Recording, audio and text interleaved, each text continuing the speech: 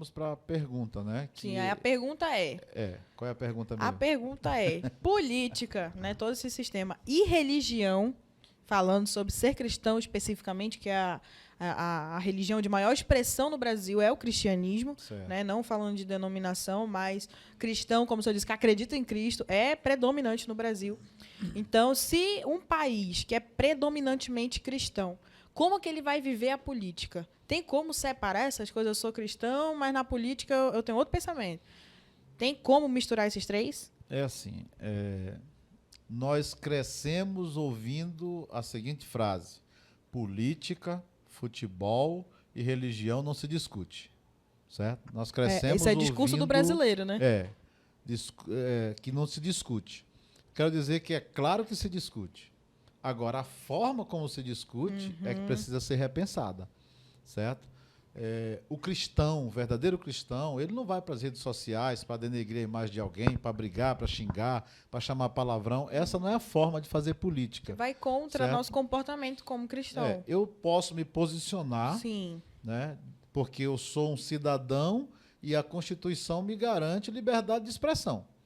Certo? A gente pode até fazer um programa inteiro só sobre liberdade de expressão. Legal. Porque as pessoas estão confundindo, às vezes, liberdade Sim. de expressão Até com falar aquilo que bem entende. Não é assim. Eu vi, já ali cortando rapidinho, eu vi até hoje não, essa semana, uma postagem do Ministério Público, né, falando que liberdade de expressão é diferente de discurso de ódio, né, onde eu quero ferir alguém. Não, essa é minha opinião e eu tô certo. Liberdade de expressão não é falar tudo o que pensa. Não, certo? É verdade. Ofender as pessoas não é liberdade de expressão. Não importa qual seja a opinião, esteja certo, esteja errado. Né? A forma como você se posiciona. A forma como você se posiciona. É verdade. Certo? Saber suportar o contraditório. Saber isso é democracia. É você saber entender o outro. Eu tenho um posicionamento diferente sobre isso. Beleza, não tem problema. Vamos conviver pacificamente. Sobre a questão da religião e da política. Se a gente for remontar a história, quando o povo de Israel começou, o sistema de governo era teocrático. Ou seja, era o governo de Deus. Deus, né? Teocracia, né? Que era o governo de Deus sobre o povo. Sim. Deus levantou juízes, era eles que governavam politicamente. O sacerdote era o líder religioso. No povo de Israel, no povo de Israel. E o juiz era o líder político, ele que governava. Decidia certo? As causas, estratégias para avançar, conquistar a cidade. Era o juiz que fazia isso. Depois veio a monarquia. Foi quando o povo pediu um rei. Certo? Aí Deus pegou e deu um rei, que...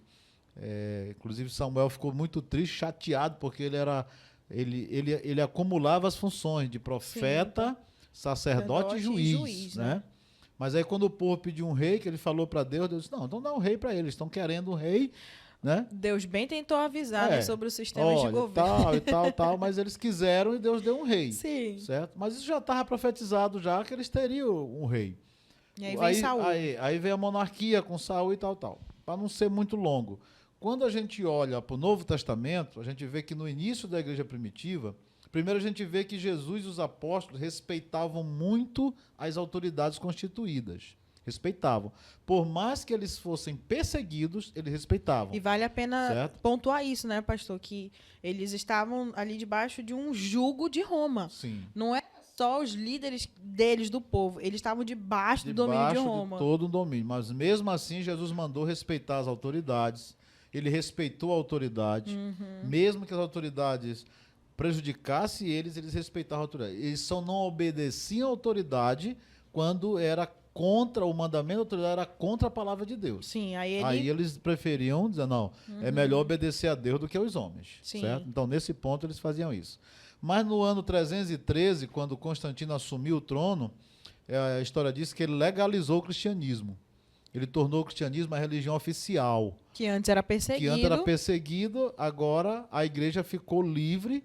E aí Constantino pegou e ele mesmo mandou construir muitas igrejas. Aí todo mundo da alta sociedade queria. Tudo que tinha sido confiscado pelo império, ele devolveu para as igrejas, devolveu para os bispos, devolveu para todo mundo.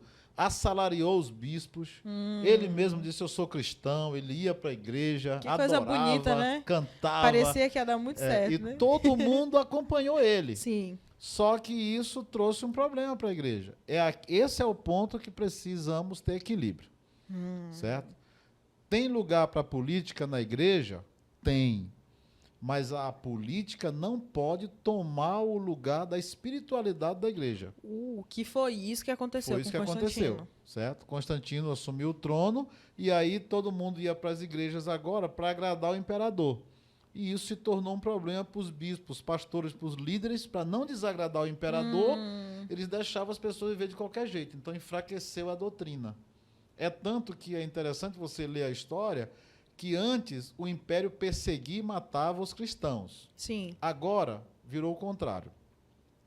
Constantino legaliza o cristianismo e agora eles começam, a igreja agora começa... Detentora do poder.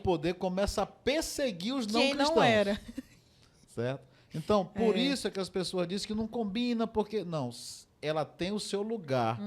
Porque a igreja, ela é um organismo vivo, que é o corpo de Cristo, Sim. mas ela é uma organização eclesiástica, com CNPJ, com direitos e deveres. Ou seja, se tem organização, tem política. Tem política. Certo? Então, é possível conciliar. O que não pode é que a política tome lugar da espiritualidade como se fosse a coisa mais importante. Mas ela tem lugar e ela é necessária. Certo? Ela é necessária, porque nós, pastores, por exemplo, uma pessoa comentou outro dia no Facebook, dizendo que pastor devia estar orando em vez de se meter em política. E eu não gosto de responder em rede social, mas naquele dia eu não aguentei.